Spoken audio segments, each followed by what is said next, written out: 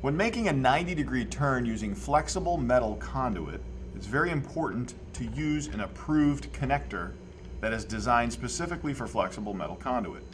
Garvin Industries squeeze connector are one of the fastest and easiest ways to do this.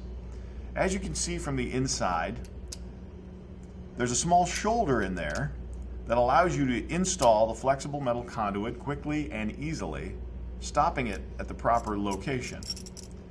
You then pull the conductors through the cable and where they're going to go into the box.